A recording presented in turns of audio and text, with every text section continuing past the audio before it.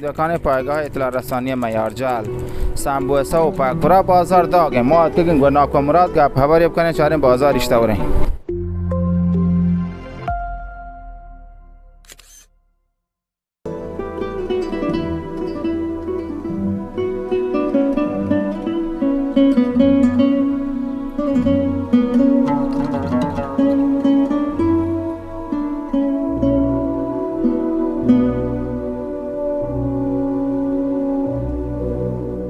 کشم بازار خوب داغین شکر بازار برابر ہے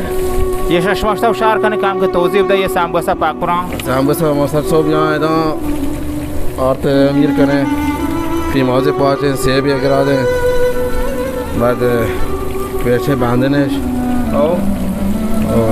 ساعت 11 یا امیر آماده کریں جب چی رندی کار با فروش اشتوره فروش بدنه شکر الحمدلله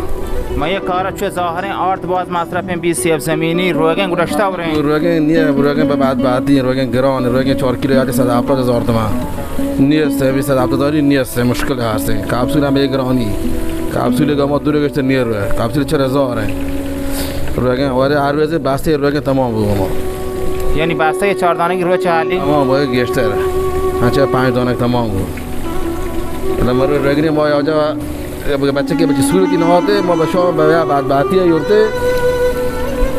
تمام دیره الان بانت نیست روی شمی کار بس ماه رمضان یعنی یاسر ماه رمضان که وقت درد نبود در وقت پاوشی نیست فروشی کامتر و مثلا گران یارت گران یارت کیسه یارت 2 میلیون و 400,000 بدون یه وسالی مساله شاخ بعد بعدی خیر دست درد مکن